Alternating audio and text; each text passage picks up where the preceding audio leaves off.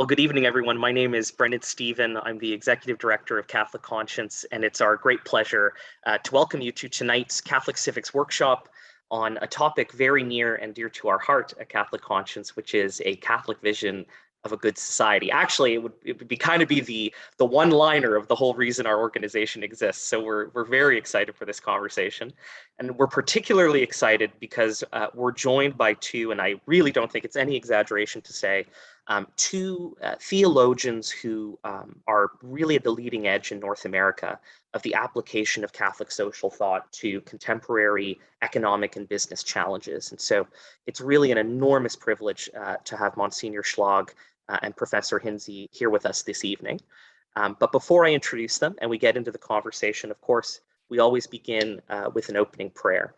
So if you'll all join me in the name of the Father and of the Son and of the Holy Spirit. Amen. This is our first event since the conflict in Ukraine began.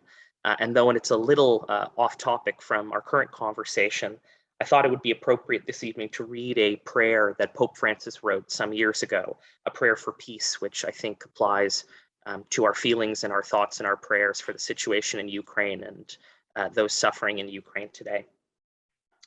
Lord God of peace, hear our prayer. We have tried so many times and over so many years to resolve our conflicts by our own powers and by the force of our arms. How many moments of hostility and darkness have we experienced? How much blood has been shed? How many lives have been shattered? How many hopes have been buried? But our efforts have been in vain. Now, Lord, come to our aid. Grant us each. Oh, just a moment.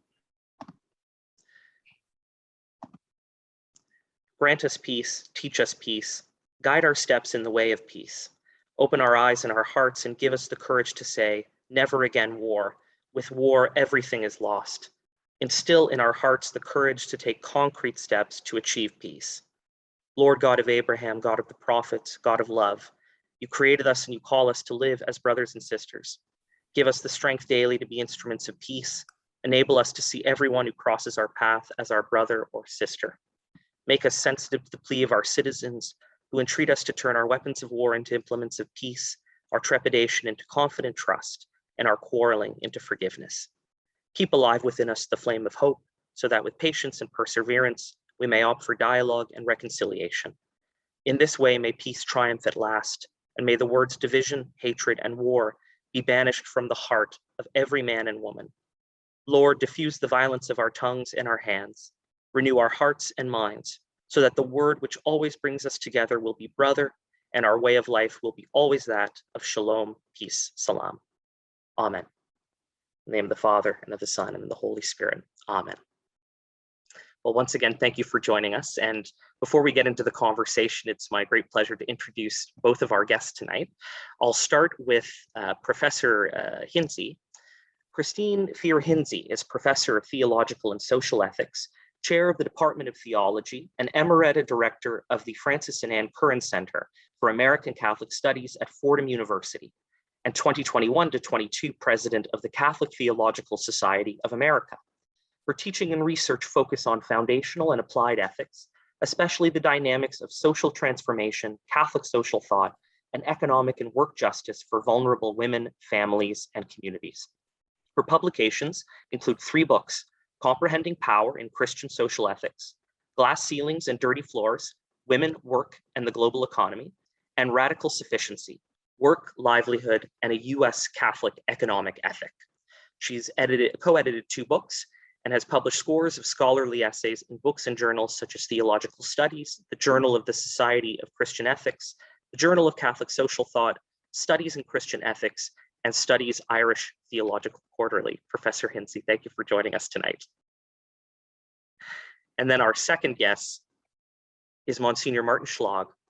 Monsignor Schlag holds the Alan W. Moss Endowed Chair for Catholic Social Thought of the John A. Ryan Institute in the Center for Catholic Studies at the University of St. Thomas, Minnesota, where he is full professor with dual appointment in the Department of Catholic Studies and the Opus College of Business. He is also the director of the Markets, Culture, and Ethics Research Center at the Pontifical University of the Holy Cross in Rome, and honorary chair of the Program for Church Management. Born in New York, raised in England and Austria, Monsignor Schlag has authored more than 80 publications, including his latest books, After Liberalism, a Christian Confrontation on Politics and Economics, and Holiness Through Work, commemorating the encyclical Laborem Exercens. Monsignor Schlag, thank you for joining us as well. So just for the audience's sake, we're going to kind of move this evening through essentially a series of levels in analyzing this question of how can we apply Catholic social teaching to a good society. We're going to start at the level of principles, take kind of an individual view of the issue, move to the community level, and then go to the kind of the macro level of politics and economics. And of course, those will intermingle, but that's kind of the flow that we'll move through this evening. And I want to start by asking our guests, of course, all of this is framed by the Catholic view of the person. And it really is the point of departure, I think, from which this beautiful tradition we call Catholic social teaching springs. And at the very fundamental bottom, let's call it, the first principle of that tradition is the idea of human dignity. The idea of human dignity essentially is this idea that all of us are a part of the image of God. Who is a unity of persons, fundamentally characterized as love. God is good, created us in his image. And we can manifest this image more or less fully in our lives through free actions, but that dignity, no matter what, remains inherent. So it's something that exists in us no matter our features, our possessions, our abilities, things of that nature. So I would start kind of with that fundamental question to both of you.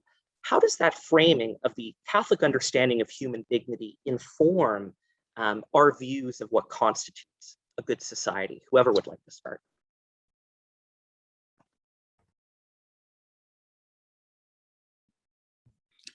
I can start, unless Monsignor wants to go first. So first of all, thank you for inviting me and for inviting us. This is a wonderful conversation. I'm honored to be here. I think your question is the right first question, which is how do we see what the human is and what it means to be human? And there are many ways in which people view that, and the Catholic tradition has its specific way. And so I think it's the right first question.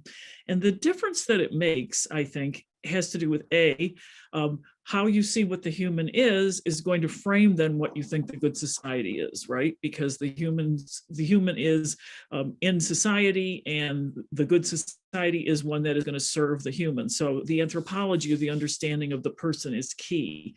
And as you've already alluded to, this idea of human dignity in the image of God is a very holistic, thorough view of what the human is. It's a thick view. So by contrast, for example, an economic view, mainstream economic view would see the human as a rational self-interest maximizer. At least some forms of economics would say that. And that's the basis on which they think of a good society, where people can maximize their self-interest, where there's productivity and so forth. The society that is going to honor this dignified child of God that every single person is going to have to attend to different levels of those people. In other words, the spiritual, the material, the social, and so forth. The other thing, and then I'll stop, that's distinctive is the inclusivity of the view of the good society from a Christian or a Catholic point of view. If everyone is a child of God, then everyone needs to be included in this good society. Thank you. Monsignor, what would your thoughts be? Well, first, thank you for inviting me. And there is nothing I don't agree with what Professor Vincent said. I just wanted to add, that if we look at it from a biblical perspective, it's quite striking that in the Bible, we do not find the word dignity. What we do find is this idea of the image of God, but it was actually an achievement of the early Christian theologians who both in the Latin West and the Greek East, in the very first commentaries on Genesis, connected the concept of image of God with the legal Roman law term of dignity, dignitas.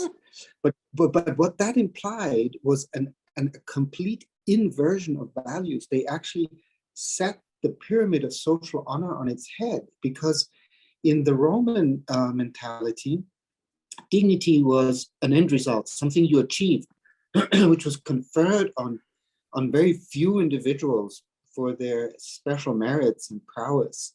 And in the Christian tradition, dignity was given to everyone without by grace, and also the people who were excluded from society. So there's this kind of Christian disruption of society. So I think one effect of Christianity is really to put those who have no voice at the center.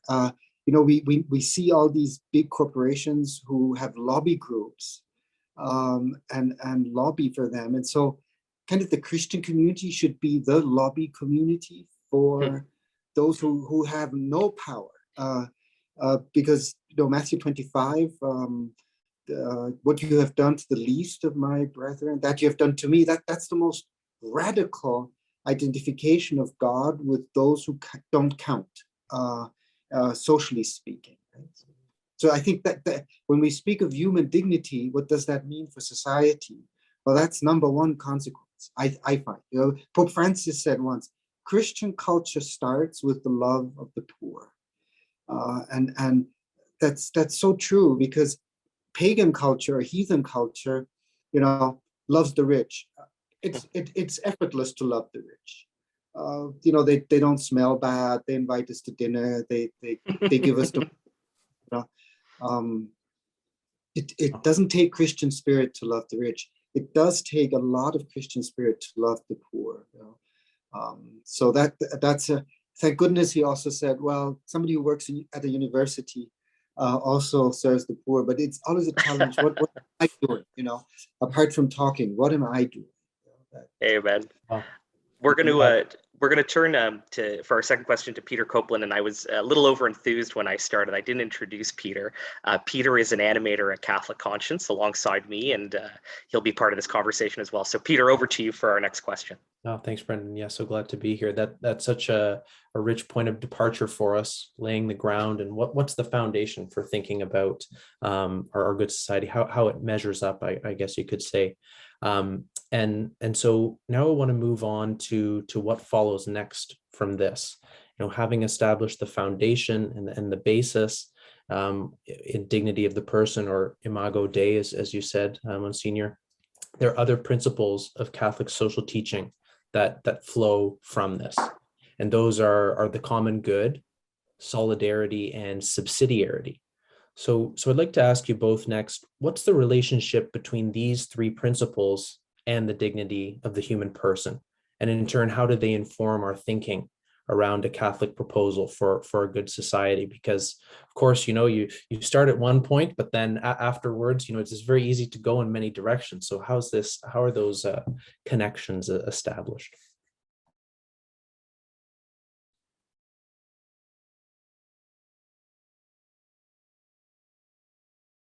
You're both very deferential. Perhaps next time I'll have to. Are you sure you're both not Canadian? This is very.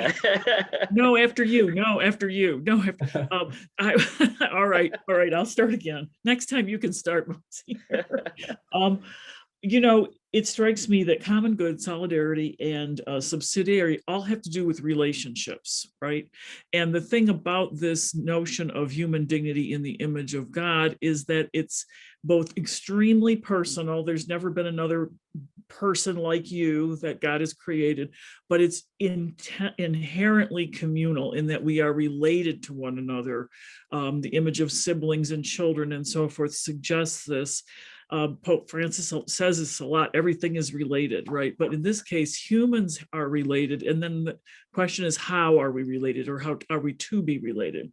So the common good speaks of, I think, this relatedness, but also the aspiration or the sort of the desideratum of what kind of relatedness makes for everyone's flourishing. And we'll talk more about the common good, I think, going forward. So just that we're inherently related, and we have, there are many repercussions of that. Solidarity has to do as well with relationships, including our recognition of the relatedness and interdependence among us and taking responsibility for those. And then on a Christian level, and Father Monsignor Schlag has spoken of this in his writings, the emphasis on charity and love, that being for the common good means being for one's neighbor. And then thirdly, subsidiarity has to do with the relationships of the groups within society to one another, going from the most local to the most macro, such as the government or the economy, and the need for them to work together in ways that serve the good of each individual group, going down all the way to the family as a key smallest unit, but also empower, disperse power among those units and agency among those units in ways that are appropriate and that allow for participation in all the different places of society, not a passive citizenry and a very active government, but this notion of engagement and participation within different groups, interrelated groups within society, is very important to the health and to the goodness of a society.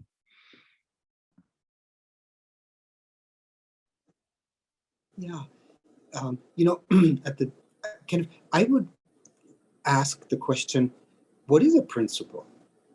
Actually, is it a noun? Is the common good, solidarity? So is it a noun? Is it a rule? Is it an insight? How does that work? I think it's an expression of an affirmation of a reality, which is very dear to our Christian tradition and Jewish tradition. And I know too little about Islam to be able to say anything about Islam, but the affirmation of the fundamental goodness of what exists, the fundamental goodness of human nature as being both an individual and, as Professor Hintze said, relationship.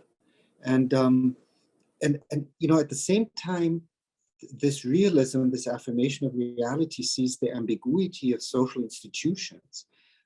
On the one hand, they're necessary, kind of out of nature. We didn't. The medieval scholastics didn't develop a social contract theory, even though they did have a kind of a relationship of loyalty that could lead to the king being deposed if he or she didn't serve the common good. But it was more like, well, this is by nature. We need to be together because we want to be friends. We seek friendship. But they're also conventional. There's no like fixed system or fixed social institution, perhaps except marriage and family, although we've seen so many changes in that as well. So there is a big proportion of conventionality in that too. But all these institutions are ambiguous because they can also become oppressive. And so when the church formulates these principles, I think she does so in this balance between affirming the goodness and at the same time seeing the ambiguity and the need to keep the balance. Monsignor, I'm so glad you have used the term ambiguity, because it bridges very nicely into our next question. And for our next question, I'd like to really focus in on the principle of the common good, because I think what makes this a fascinating idea, the idea of the common good, is that it is probably among the most hotly contested ideas of our time. You could talk to 10 different people and get 20 different ideas of what the common good means. And even in the Catholic social teaching tradition, I promise the audience I will not be reading the compendium word for word the whole night, but I simply have to read the compendium of Catholic social doctrine's definition of the common good and ask our guests to help us unpack it. So according to the compendium of social doctrine, the principle of the common good, to which every aspect of social life must be related if it is to attain its fullest meaning, stems from the dignity, unity, and equality of all people, as we've touched on so far. According to its primary and broadly accepted sense, The common good indicates the sum total of social conditions which allow people, either as groups or as individuals, to reach their fulfillment more fully and more easily. And a little later it says, a society that wishes and intends to remain at the service of the human being at every level is a society that has the common good, the good of all people and of the whole person as its primary goal. The human person cannot find fulfillment in himself or herself, that is, apart from the fact that he exists with others and for others. So this is, I mean, obviously a very compelling idea, but the very definition laid out, the sum total of social conditions which allow people, either as groups or individuals, to reach their fulfillment more fully and more easily, I will dare to say is a little imprecise. And so I'd love to get your thoughts on how we might unpack that idea, the sum total of social conditions. Maybe Monsignor, we'll start with you this time. Yes. Well, you know, this definition, which stems from John the 23rd, and then was received by Gaudium et Spes in number 26, it's been characterized as an instrumental or formal definition of the common good, because it leaves open what it is actually, and it's more a framework.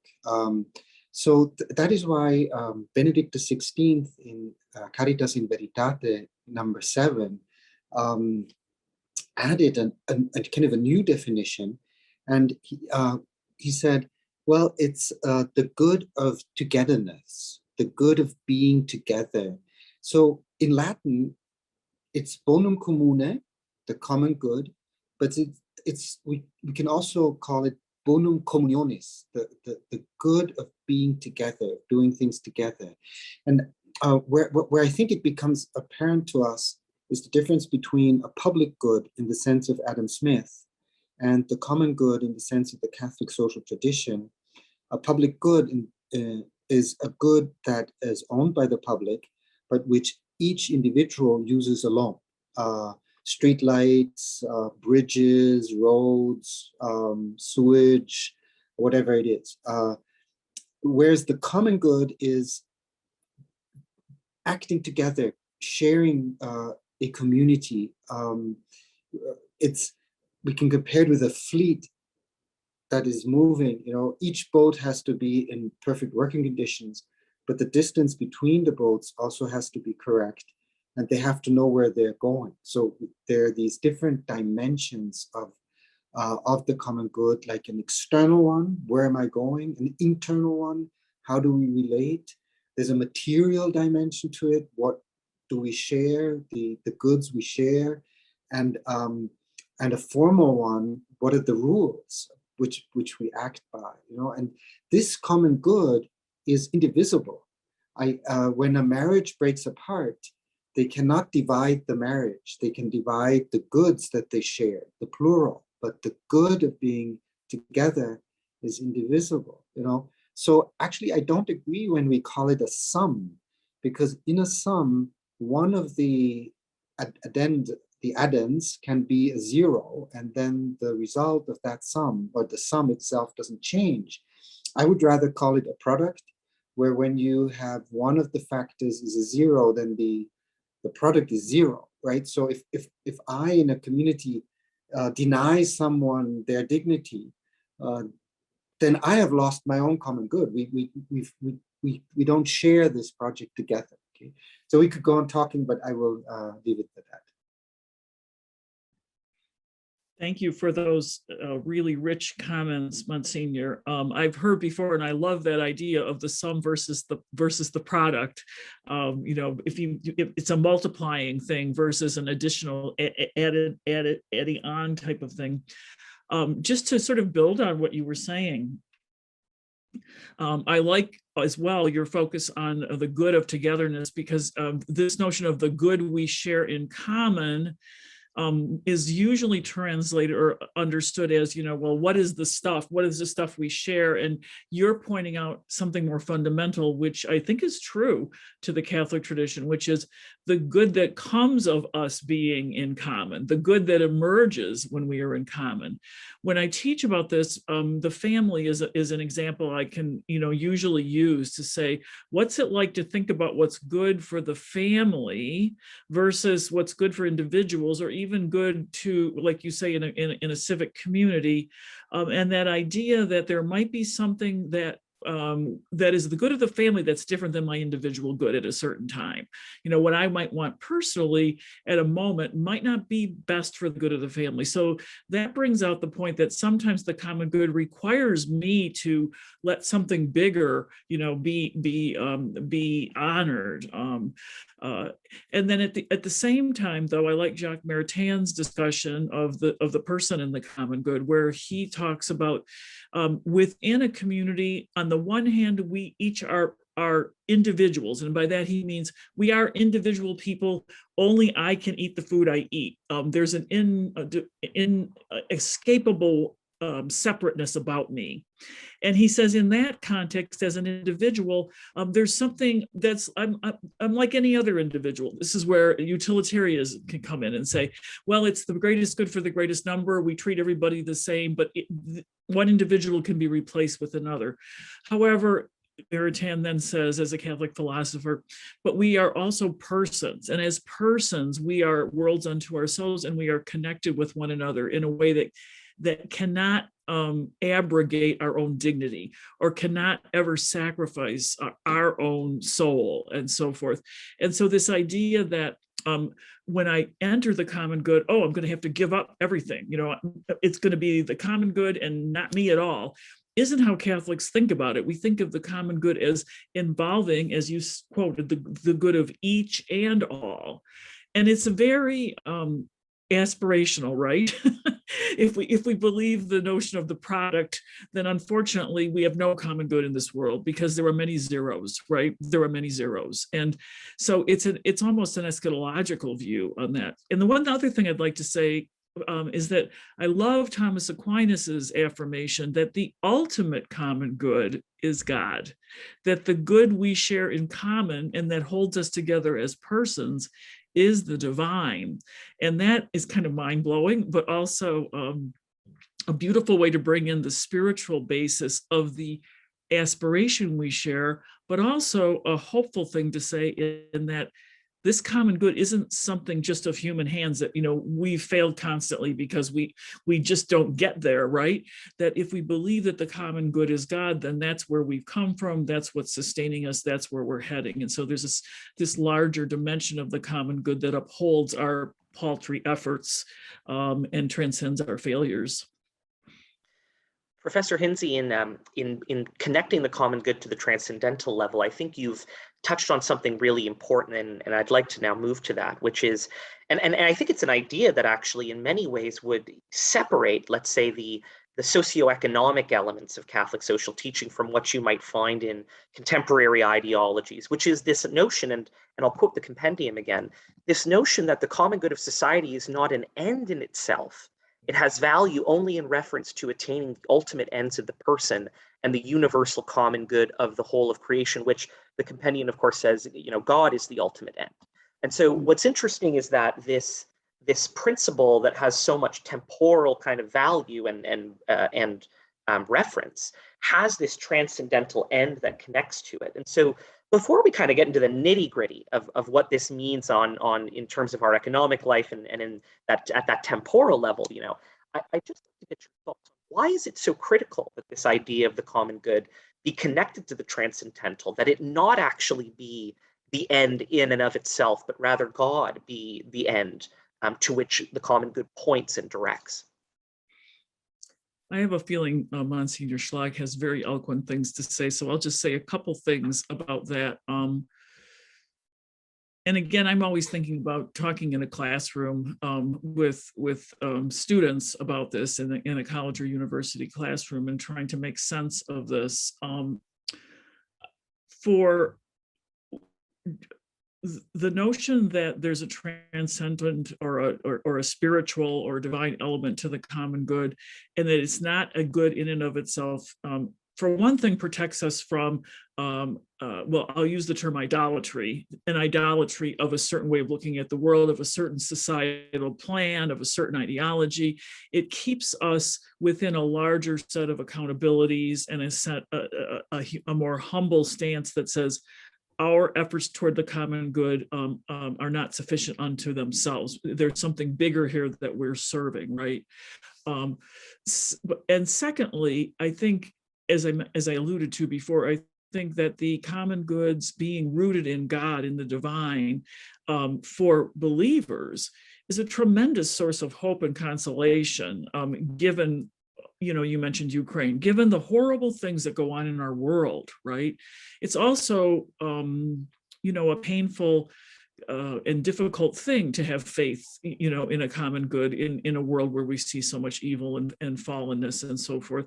But this faith that the common good is something beyond our efforts is both a safeguard, I think, for turning our temporal efforts into something that is idolatrous and therefore becomes oppressive and therefore becomes violent and therefore becomes destructive, as we're seeing all around us. And then also a source of hope and energy, even for saying, amidst all that, there is a God that is upholding and suffusing us.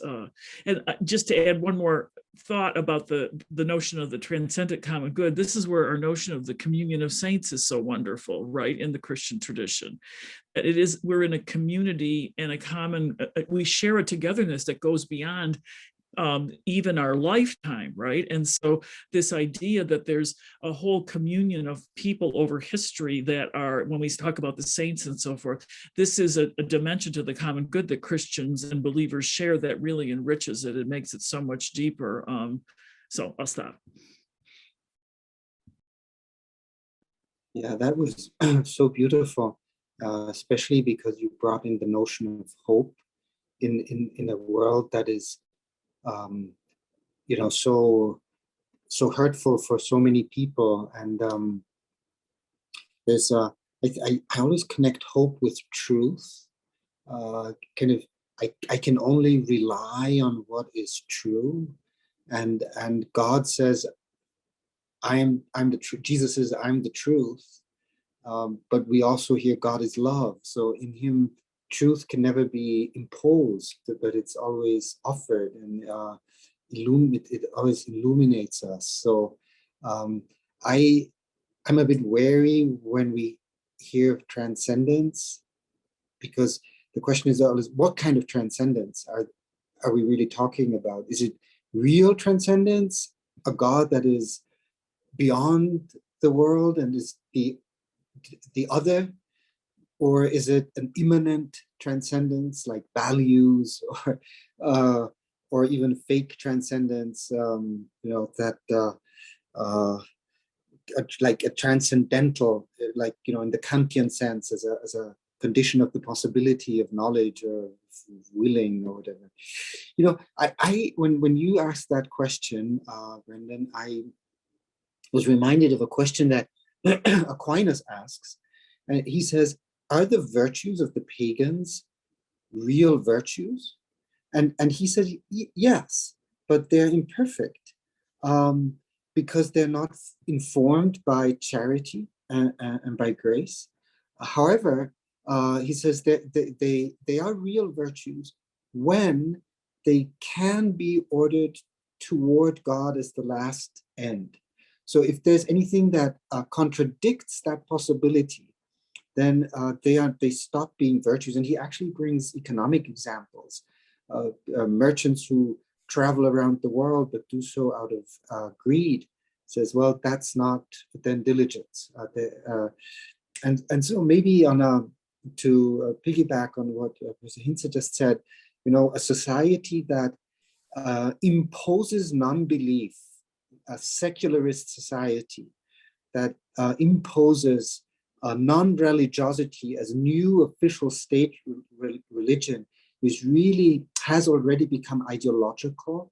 It's closed itself off against the possibility of the unknown, and has therefore closed itself against the search of truth. Whereas a secular society, that is a society that distinguishes the different earthly realities and accepts the autonomy of earthly affairs, as Gaudium et Spes says, that can be ordered toward God, you know. So I think that's the way transcendence can play a role in our society without going back to a confessional state or the idea of a top-down model of Christianization or evangelization. Oh, well, thank you both. That's a perfect transition, having laid out the key concepts and principles in play here for our discussion to talk about things in a more concrete manner. So for the rest of the discussion here, I'd like to move through 3 different levels of assessing, the good of society. The spiritual element of a good society first, the relational, which we've already talked about a little, and the communal component, and then finally the material. So I think it's fair to say, as Catholics, we intuitively understand the necessary connection between personal virtue and spiritual well-being of individual members of society, focus on individual religiosity, and the overall well-being. But when it comes to the societal level, it's perhaps a little more difficult to measure and to recognize. And you've both already pointed that out, that maybe thinking about the sums is perhaps not the right way. But then, of course, the question is, well, how do we think about this? So in the spiritual dimension in particular, I think I would imagine, sociologists and various types of academics would measure different things, directly related to religiosity, such as mass attendance or reception of the sacraments or something to that effect. But of course, I think we get the sense that would be an incomplete picture. So given all you've already said, what do you think the connection between the spiritual and religious life of a society and society's overall well-being, and how do we talk about identifying and measuring that?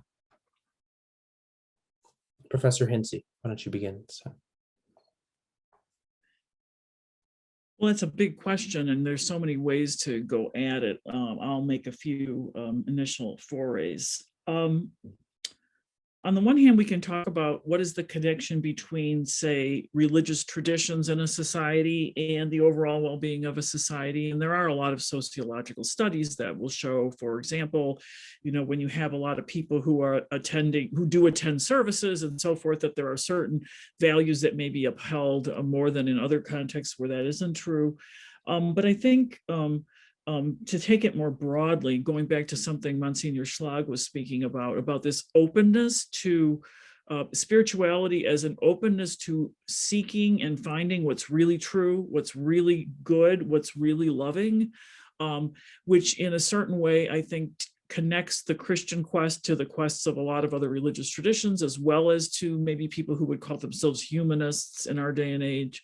But this openness to learning, growing, acknowledging what's true, acknowledging what's good, and pursuing it. If that broad understanding of spirituality, which can fall short and can be corrupted in many ways, I think is really so foundational for the possibility of living together in society. I live in New York, and I think Monsignor was born in New York. You're surrounded with hundreds and thousands of people when you walk around, and you really depend. It's not like I ask a person on the subway, are you open to truth and love and goodness? However, I'm related to that person, and I depend on that person to be at least open to the fact that I'm a human being and you're not going to just knock me over, and like on these everyday little ways. And maybe that's not really spirituality, but for me it is. I think from a religious point of view, it is about treating people as dignified, and there's something about being open to the real, to the true, to the good, that plays itself out in how a society works, rather than being turned in and just on myself, and I don't care what you think, and you have no reality to me. So that's just a beginning. There's so much more to say, but I'll stop there. Well, thank you. That was such a lovely idea.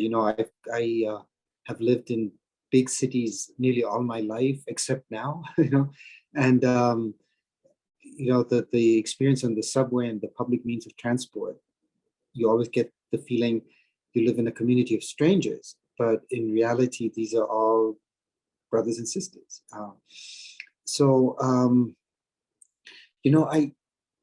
In the Second Vatican Council, we find two constitutions that have to do with the church. One is Lumen Gentium, which is the church ad intra, the church in herself. How does the church see herself? And then Gaudium et Spes, how ad extra, how does the church project the love of Christ into society, into the world? And so I think there are always these two sides to measure. How is the interior spiritual life going? And I would say, are we alive in the faith? Are we alive? And that is so different according to each one's vocation and each one's inclination and liking, and the Holy Spirit moves each one of us in different ways. One indicator that I think is pretty reliable is, are there vocations? Are there vocations to the priesthood, to religious life, to Christian marriage, to the diaconate? Is there adoration? Is there love of Mary? Those are my two indicators. Is there Eucharistic adoration? Is there love of Mary? Then there are also vocations. There tend to be vocations. But then on the other hand is, if you're in the Eucharist, you should be an icon of Christ. If not, you end up being his caricature. And being an icon of Christ means showing love to the poor, the excluded, anybody we encounter. So those who have different political opinions, those who don't share our interpretation of the Catholic faith, so that I think is, for me, John Chrysostom is really paradigmatic in this context. He said, how can you receive the body of Christ in the church if you don't recognize the body of Christ in the shivering person lying outside in the cold? How does that go together? How can you honor the body of Christ by giving gold chalices, but you don't honor the body of Christ in the poor? I'm glad you've both, as we kind of go into this, and first, thank you for a heroic attempt at defining how we can measure spiritual well-being on an individual level. We knew it was going to be a big question when we asked it, so thank you for going at it. But I'm so happy, though, that you both touched on both, let's say, the interiority element of that, while also touching on, let's say, the exterior signs or the exterior actions that would correspond with that. And focusing for a moment on the exterior aspect of spirituality, I want to turn to a Catholic social teaching principle that I think we sometimes don't talk enough about, which is the principle of participation, and ask you both a little bit about it. So participation derives, according to the compendium, participation derives and is the characteristic implication of subsidiarity. And it's expressed essentially in a series of activities by means of which the citizen, either as an individual or in association with others, directly or through representation, contributes to the cultural, economic, political, and social life of a civil community to which they belong. And it's a duty for all of us. But I think what's interesting, one way we could think about participation and the principle of participation from the level of spiritual well-being is one way that we go through the journey of sanctification. I think we have a really, for obvious reasons, and Christ alludes to this and talks about this in scriptures, that how we participate in society is part of our journey of sanctification, how we grow in the faith. And as you said, Monsignor, it's how we treat the poor, it's how we treat others at work, it's the kinds of good works or not so good works that we engage in when we enter the wider space of public life. And so I want to ask, thinking about participation that way, is it fair to consider it integral then to the spiritual well-being of a society?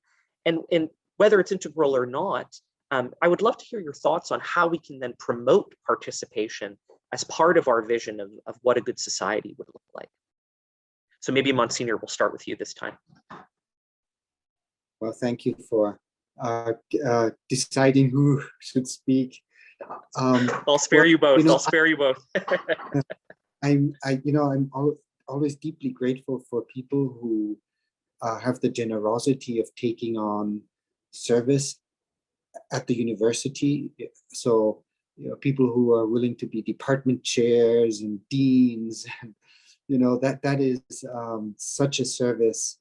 And especially if it's done with kindness and with a spirit of sacrifice. And today I was speaking with a Jewish friend, and he came up with an incredible interpretation of Genesis.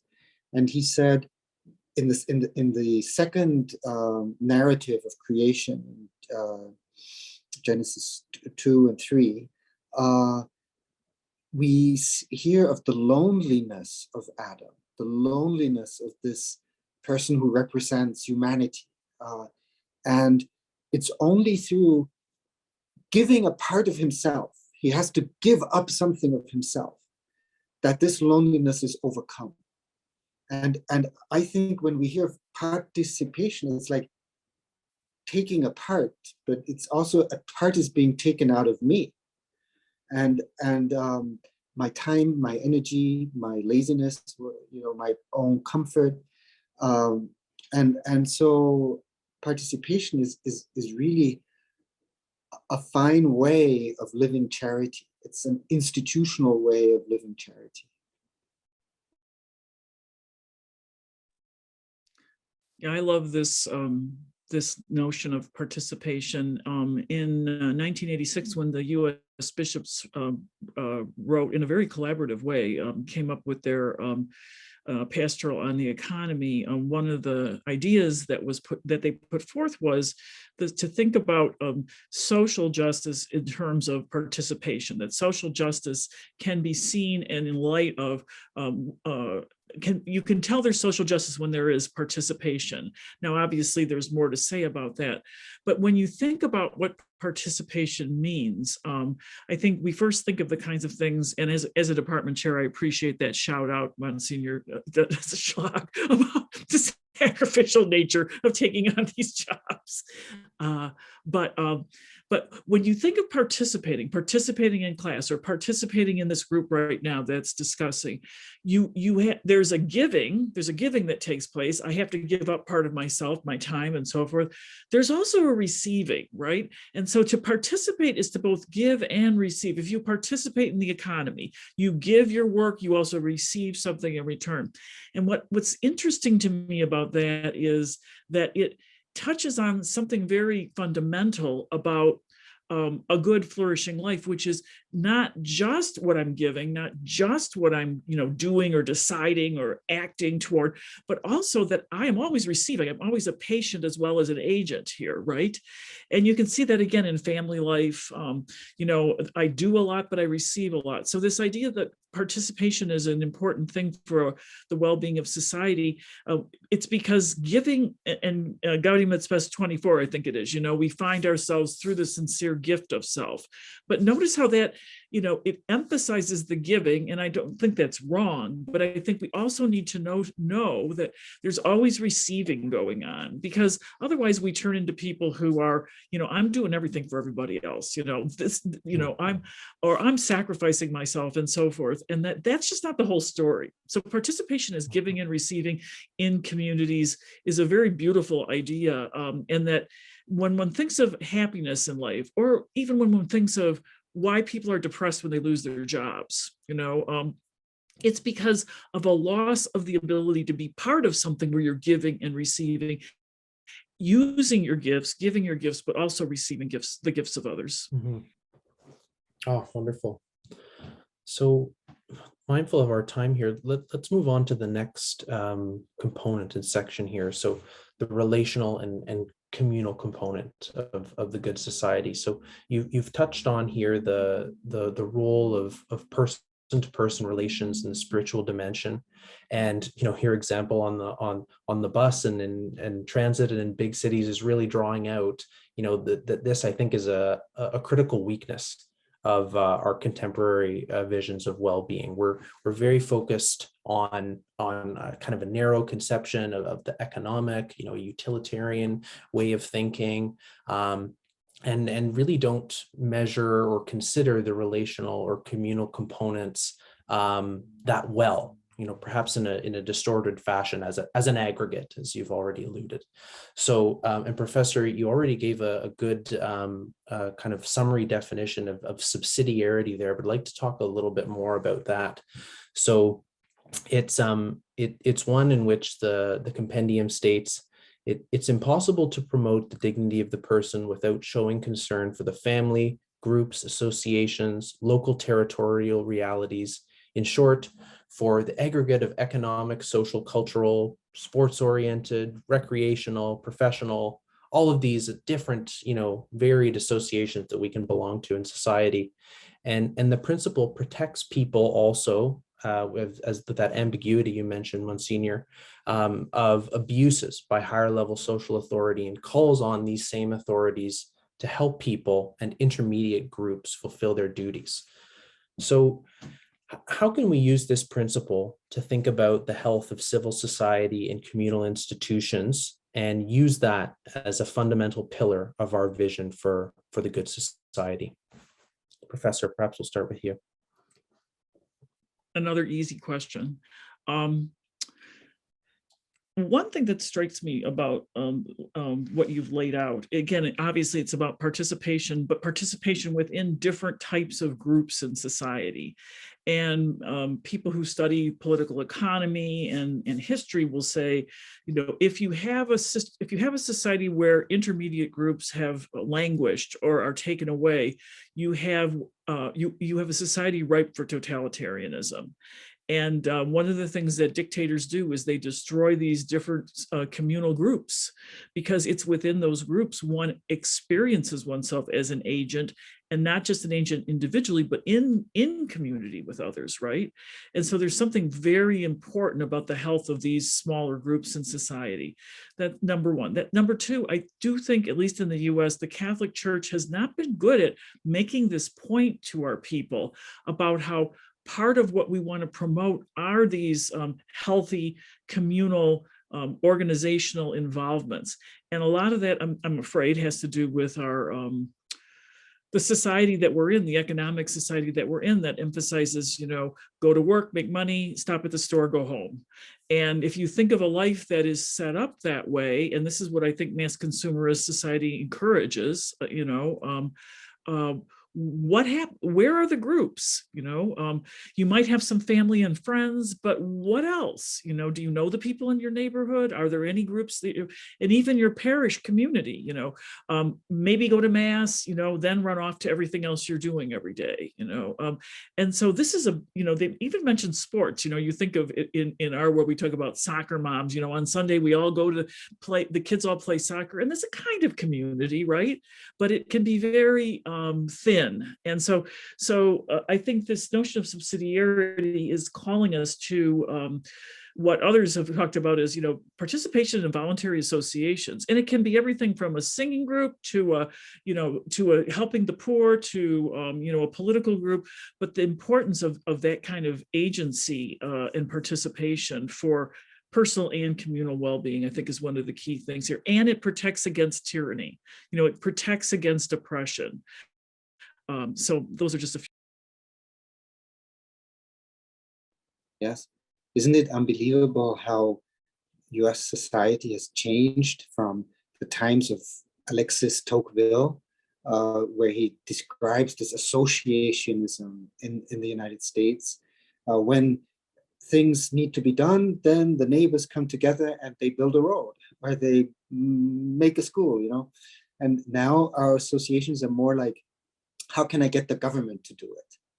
It's more this lobbying aspect that's behind it. That's not healthy. It's this individualism that Tocqueville also talks about. We leave the care for the common good to others. So I think subsidiarity is intimately linked to the common good. Different institutions, different groups in society have their own common good. A family has its own common good, a school has its own common good, a county has its common good, a municipality, a state, and it becomes more and more abstract the higher or the bigger the group is. And so subsidiarity is a principle that presupposes a social ontology. I have to know and respect what each group has its common good, sees as its common good, and letting them flourish, helping them to flourish. So I wouldn't see it as a principle of efficiency, but as a principle of perfection.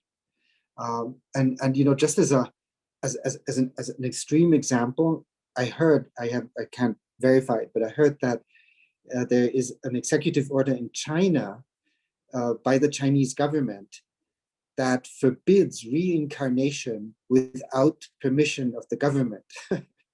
So of course, this is aimed against Tibetan Buddhism, or because but it's like, how absurd can it get when you don't respect the subsidiarity and the individuals? I'd be curious to meet China's Ministry of Heaven or the Transcendentals, or kind of related to this point. And we were very intentional in wanting to spend some time on this relational communal aspect, because I really think it is a really a powerful message that the Catholic vision has to offer today's society, and one that is a real differentiator, if I can use that term, from some of the political ideologies that we see operating in public life in North America. And so there's a reason we wanted to focus for a little bit on let's say, the Catholic emphasis on subsidiarity in the sense of civil society, the middle sectors of society. And we thought about this webinar in part thinking through, how would you tangibly measure a good society? A big question that we were inevitably going to fail to completely address tonight. But I'd be curious to ask both of you, if you were creating, let's say, a subsidiarity index, let's say, if you were trying to identify markers of a healthy participatory society, where those middle sectors of civil society were healthy and engaged, and people were part of them, and it was just a part of common life, I would be curious, what would be some of the things that you would both might look for? I'm almost thinking here of the famous Robert Putnam thesis of, the famous bowling alone thesis. Back in the 90s, it was how many people are participating in bowling leagues. Well, it might not be bowling leagues nowadays, but what would you look to in our contemporary context to think about, what is a healthy participatory culture? Where can we see it? How can we identify it? Professor Hinsey, maybe I'll turn to you first. I immediately also thought of Robert Putnam, and I think his thesis still holds, which is his studies. He's a sociologist, and his studies were asked people things like, when you look at your week, how much time do you spend at different places doing different things? How much time do you spend at work? How much time do you spend shopping? How much time do you spend with your family? And how much time do you spend in groups outside of those areas, right? And he documented a precipitous, decline in that among Americans. And as Monsignor was saying, de Tocqueville's America is a group of association, all the associations, but also the individualism. And the individualism has been on the rise. So that I think that's not that if we're going to measure these things, one will find some lack of health. Of course, it varies from city and place to place and so forth. I sometimes think that it may be that smaller towns and more rural areas maintain more of this than you find in big cities. But that's even too sweeping a statement. So, but I think even if individually we were to ask ourselves, how healthy is our social life? Then I want to just add, though, why is that? Why is there such a decline? And there's many reasons, but I do, as I said earlier, I do think we've been trained, we've been formed, we've been shaped by our socioeconomic consumer society, our work spend society, to put all our attention oftentimes on maybe our jobs and our consuming behaviors to the deleterious effect of these other engagements. We don't feel motivated. If I'm spending all my time at work and I'm exhausted, I really rather watch TV than go to a group meeting. right? Or play video games. And we've been trained for this now for a number of decades. So it's pretty scary, I think. And it might be one of the reasons why we feel so polarized, at least in my country right now. That we don't have places where we run into people who are different than us, and we figure out how to get along with them and so forth. And we realize that we connect despite our differences and so forth.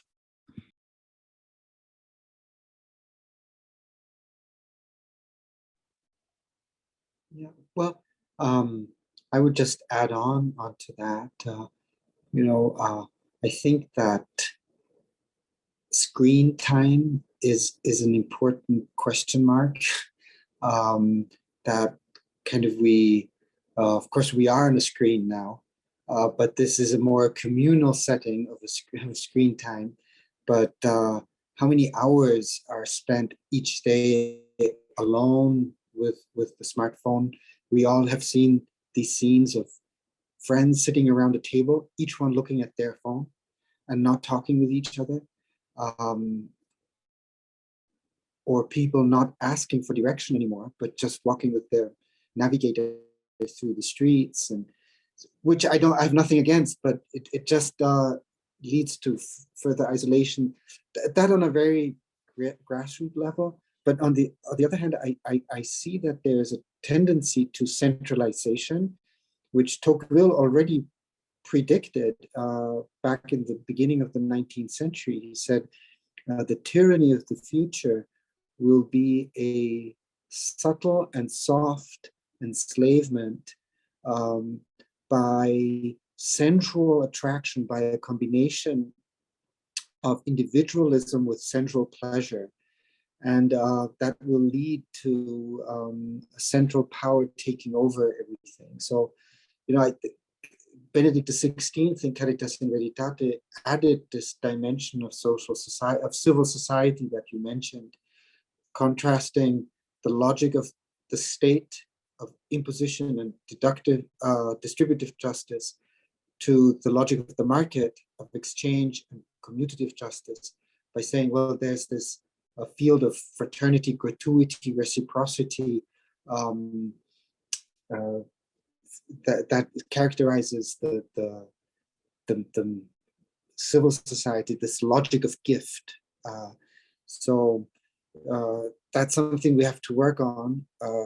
I wouldn't really know how to measure that, but I like the idea of thinking of a subsidiarity matrix somehow, how you could kind of try and measure it empirically. Please feel free to pass that idea to any of your grad students. I will happily, all theirs, all theirs. Before we move into our next set of questions, I just want to quickly say, knowing that we're now going into our last half hour of the event, please feel free, the chat's open. Peter's already sent a message. If you have any questions for our guests or a comment you'd like us to share in conversation, we'd love to do that. So you can just leave a comment there. Moving on into our conversation, we've touched on, just to kind of retread our ground for a moment, we've touched on sort of the spiritual elements of a good society. We've touched on the relational and communal components. I want to turn now to the material level. And we saved this for last intentionally, in part because I think this is the space where there is the most, let's say, public discussion. I think a lot of people, particularly on our brothers and sisters who live more secular lives, irreligious lives, when they think of a goodness of a society, they think on this kind of consumerist material level. But nonetheless, the Catholic tradition, I think, has a lot to say about the role of material goods in the goodness of a society and in a just society. And so I want to turn our attention a little bit to that material question. And I want to start by kind of further to this point that this is where a lot of the public conversation is. We talked, you mentioned, Monsignor, thinking about matrices or indexes. I think when it comes to the material well-being of society, there are more indexes than you could imagine. In preparing for this webinar, we did some reading, and there's a human development index, there's a community well-being index. Some people look to GDP, some people look to whether it's economic well-being or life expectancy or health, so there's just so many markers that people can look at when they think about the material good of a society. And I wanted to ask you both, being familiar with some of these markers, which of these do you think are the most unitive with the Catholic tradition, or have the most in common with the Catholic tradition? Or if not, what do you think differentiates them from the Catholic tradition? And perhaps I'll start with you, Monsignor, since we started with the professor last time. Thank you. Well, every measure is a tool, and it's actually a reduction because it's a model, and reality is always much more complex than we can measure. So in this sense, I think every measure is good as long as you're aware of its reductive nature and you don't base claims on them which they can't support. So GDP is fine as long as you only want to know how many goods and services are produced, but don't tell me that that is happiness. How do the happiness index? Well, how is that measured? Kind of from my taste, or from my feelings, I'm most comfortable with the Human Development Index, just because I like Amartya Sen and his capability approach, and he developed this. But I would kind of make it kind of the Catholic version of that. Again, is from Caritas in Veritate, the social encyclical from 2009, which is economic growth plus, and then health and education would be the UN index of human development. But Benedict says family, healthy families that are open to life, plus education, plus kind of education in the faith.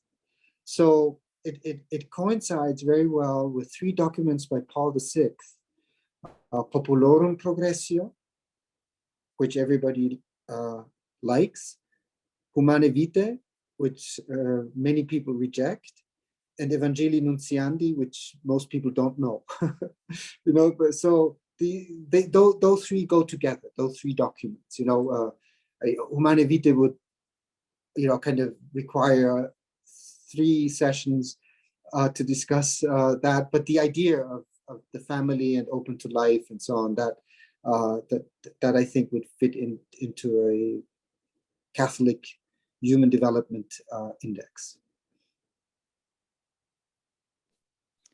Yeah, and building on that, I would say, yes, the human, and I agree. I think Amartya Sen has opened the door to a much more substantive thinking in the wider community, the UN and so forth, about what human development is beyond GDP and so forth. So the Human Development Index is definitely something that's important, and I think compatible very much with our incarnational appreciation for the fact that our embodied well-being is part of what the Christian life wants to direct us toward.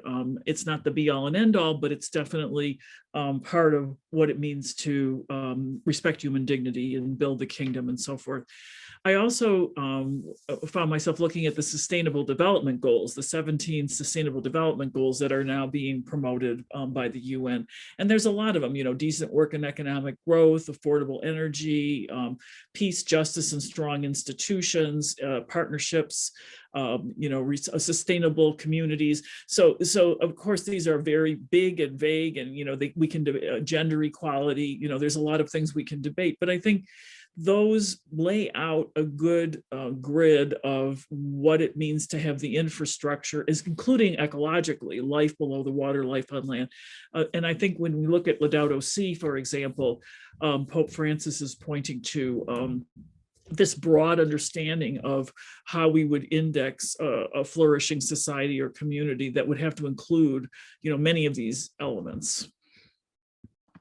Well, once again, you've given me a perfect bridge, Professor Hinsey, because I'd now like to turn not just to Laudato Si, but really to a concept I think Laudato Si made famous, though it is a concept that has been built upon and established by John Paul II through Benedict. And this is the idea of integral human ecology, which, though it's not, I think, but I don't think it expresses the totality of, let's say, a Catholic view of material well-being.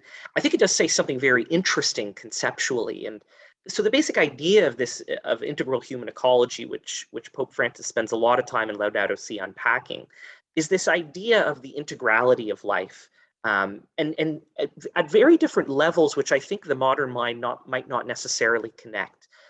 So not just in the sense that the human beings and human societies have an integral relationship with the environment.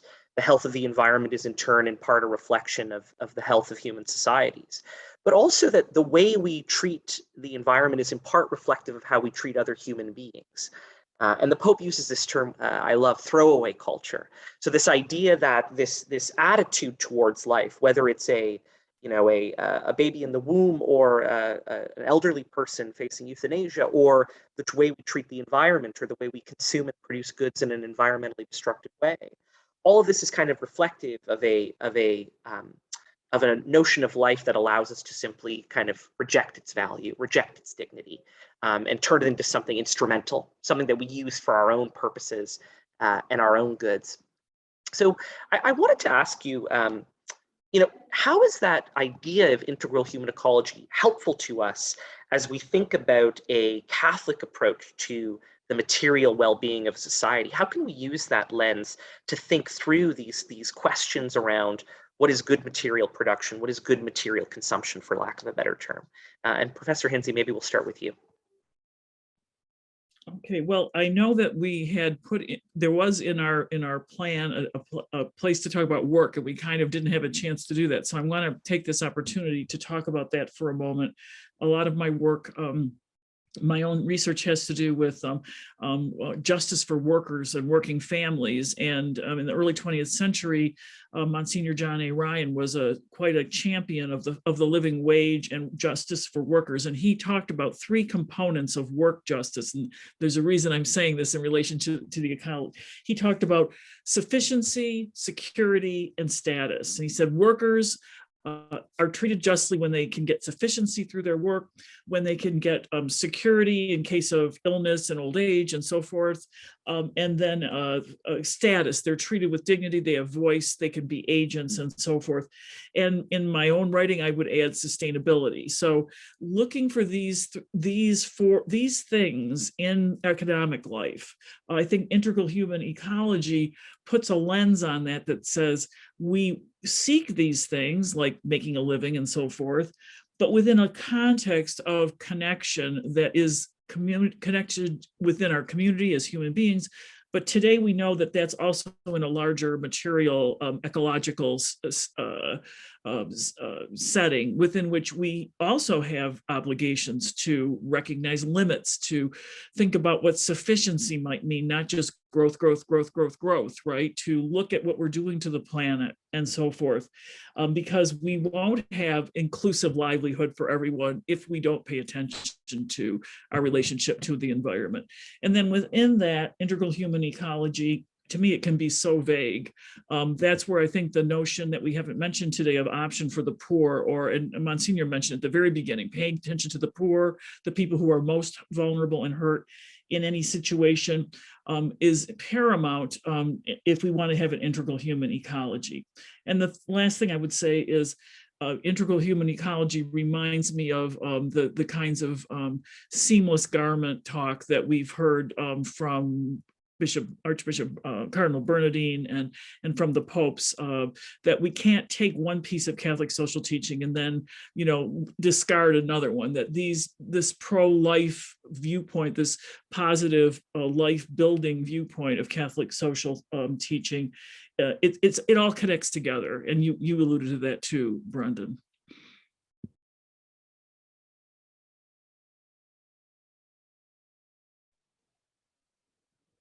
Yeah, I just want to add on, when the encyclical Laudato Si came out, I was still in Rome, and I was talking with Cardinal Turkson, and he told me that the Polish miners who were very Catholic in the region where John Paul II had grown up, they were very upset because they said, "Oh, the Pope wants to destroy our industry, and we're gonna lose our jobs if we're gonna have to give up fossil fuels and so on." And so Cardinal Turkson went there, and he explained to them, look, what the Pope is getting at with this notion of interhuman ecology is to make us think in alternatives. The Pope is not saying stop burning coal from one day to the other. He's not saying if that is the only way to save lives from exposure and to heat the dwellings of the poor, you mustn't burn coal. He's not saying that. He's saying, are we really that dumb that we are burning such a valuable resource as pure carbon that we could use for many other things? Are we incapable of discovering different alternative ways of producing energy and putting this resource, this God-given resource, to much better purposes? We tend to think in either or, it's and so he says, no, it's a win-win-win. Look, you can have a good economic result, a good social result, and a good ecological result, as if you really try. It won't always work. We're realists. There's nothing worse than being perfectionist in society. It ends up being totalitarian. But at least aspiring to it and trying to achieve it. I tell the story in class of something that happened in India. There were these Indian elephants marauding fields, and they're a species that is in danger of being extinct. And the poor whose fields were being destroyed, they shot them because that was their livelihood. It was either them or the elephants, until someone found the alternative, which was a thread around the field drenched in chili, because these elephants have an allergy against chili. They don't come near. So sometimes the alternative is simple, but it takes genius to discover it, right? And of course, that's where the affirmation of human life comes in, because genius is a quality of individuals, and it might have been a baby that was not allowed to be born who would have discovered that, so it's a win-win situation. It's a seamless garment, right? Wonderful. Maybe I just want to add an affirmation to what Monsignor is saying, that a lot of, I think, what Catholic social thought is trying to do is to awaken our imaginations and to say there are alternatives to war, there are alternatives to selfishness, and so forth. And I appreciate too the examples you're using in my work too, in terms of economic and work and livelihood, that we need to be able to see how this intersects with the everyday realities of our lives, not just floating principles. And so to be able to form our imaginations to see the possibilities in different ways. And everybody has, as you were suggesting too, everybody has a role to play. Everybody has something to contribute to this moving toward a more just, more inclusive world for all. Well, I love that you pointed to imagination, and that being something that Catholic social teaching really tries to draw out. And I think it's obviously quite evident in the success and popularity of Laudato Si in this very contemporary issue of environmental well-being. But this next one, I think it could actually use much more of a dose of imagination. I wonder if you would agree with that. Perhaps an encyclical forthcoming on automation and technology. I think we're kind of more stagnant in that space. It seems to be inevitable. We're going to automate more. Technology will just continue to grow and improve. And kind of within a dominant frame. So it's, technology and automation, they enable greater degrees of economic productivity, and they enable more choice and capacity, but really still very much within an efficiency paradigm, I guess you could say, or maximization of pleasure kind of paradigm. So there's a question here of the degree to which this will eliminate entirely, categories of employment from our economy. And as you've touched on, Professor, already, the dignity of work just being so essential to the dignity of the person and the well-being of our society. So we can't obviously be Luddites and reject technology, and we can't just have this false dichotomy kind of approach. But how do we think of the extent to which our capacity to produce useful material goods for society's members, and to what extent does the value of productivity need to be mediated by other considerations here? So the environmental, communal, and personal. How do we think more imaginatively about automation and technology going forward?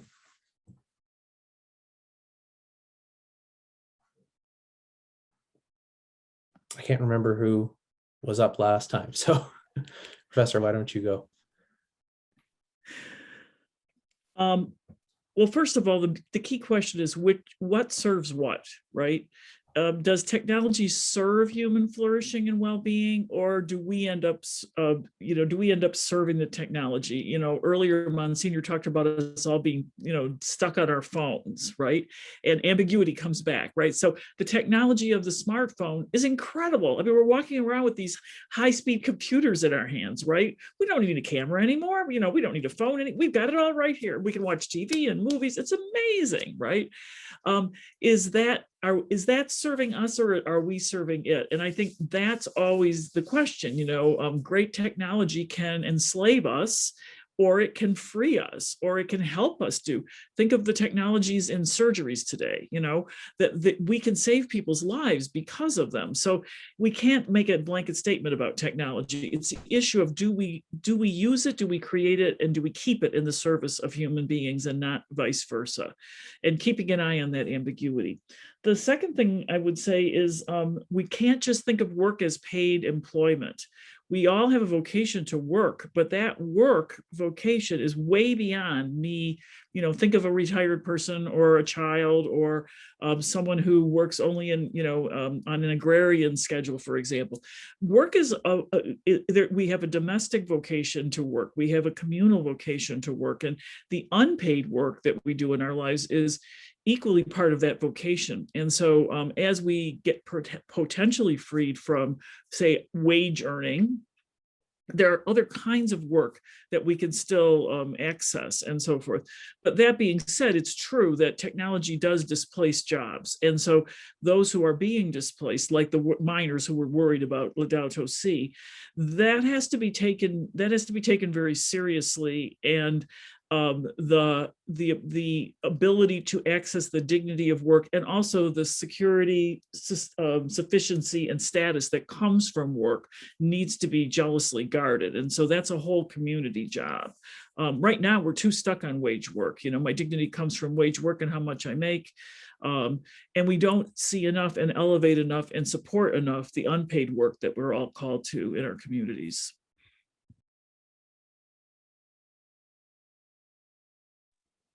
Yeah, I agree, obviously. Maybe we can put it in words like technology should elevate the human person.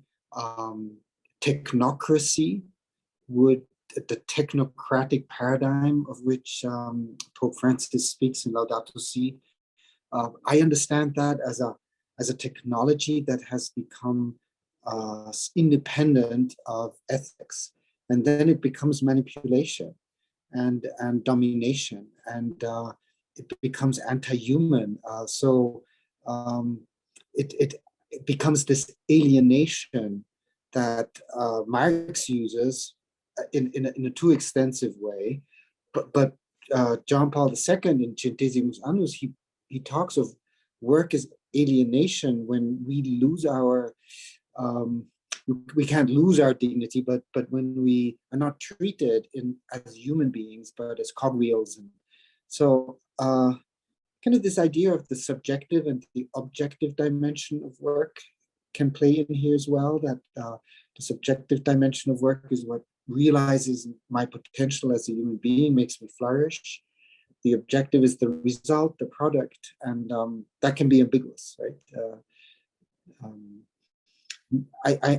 I'm just conducting a survey on transparency and meaningful work in the church.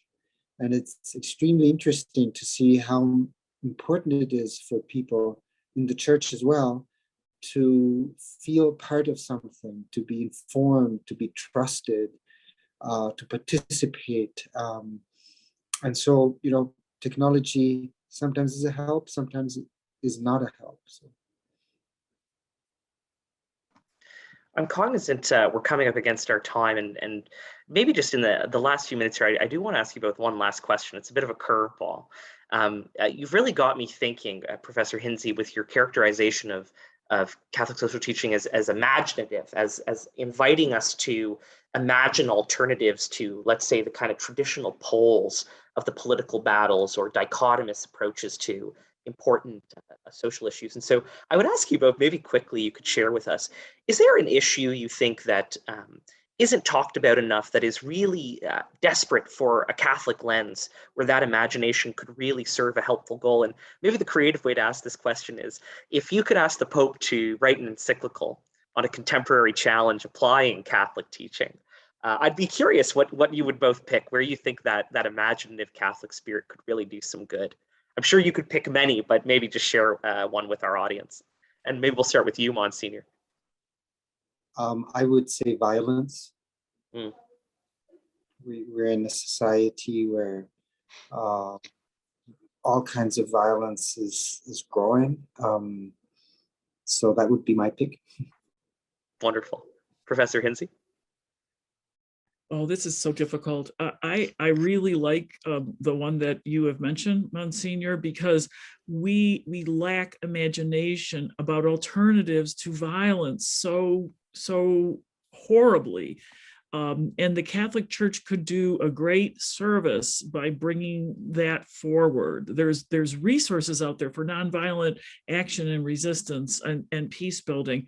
So I will agree with that one. And then if I had more time, I'd be formulating another one about how we deal with gender and how we really, but I think that would have to be a collaborative kind of thing. It wouldn't just be the Pope. So that's another whole element for the discussion at another time. Sounds like a different webinar, and we're coming to the end of our current webinar. I said at the beginning, and I'll say it again. If just two perfect guests to take an hour and a half, and I think this is probably the most. I think Peter would agree. We have covered the most ground in this webinar than perhaps we have in any other event that we've done. Usually, we go quite specialty and quite focus on a particular issue, but we've really gone through an enormous guided tour of how we can use this incredible Catholic social teaching tradition and apply it in a very holistic way to thinking about how to build a good society. And we were well led in having both you, Professor Hinze, and you, Monsignor Schlag, in leading us in this conversation. So just on behalf of Catholic Conscience and our audience and those who will watch the recording of this webinar, we're very grateful to you for taking time to chat with us, chat with our audience, and share a little bit of this wisdom with us. So thank you both very much. We appreciate it. Thank you very much. Yeah, thank you for setting this up and organizing it. Wonderful. So before we turn to the closing prayer, just a couple of quick logistical items. I've shared 2 links in the chat for those who are interested. We have another webinar coming up that will focus in on the issue of caregiving in the age of isolation. Looking, for example, we have aging societies here in North America, caring for the elderly, especially the vulnerable elderly as they age and as they face all the issues that aging bring with it. How do we care for them well, and what is a Catholic vision for caregiving? One of our speakers is actually a colleague of Professor Hinze, Charles Camosi, who's written some wonderful work on this issue related to euthanasia, but also those living with dementia. So it's just going to be a really great conversation. And I'll also share, we have coming up on May 28th, in advance of Ontario's elections for Catholic school trustees, we're doing a workshop about the trustee vocation with some wonderful folks that are experienced trustees, have served as trustees for many years, who will share with us a little bit of the vision of Catholic education, what it's like to be a trustee, the good that you can do in serving in that role. So if you're considering running as a trustee in the October elections, you can just click that link and learn more and sign up. And we'd love to have you join us for the workshop. Now, I will have to close with a prayer. And I hate to put you on the spot, Monsignor, but since we have a priest on the call, I was wondering if you might lead us in a closing prayer tonight.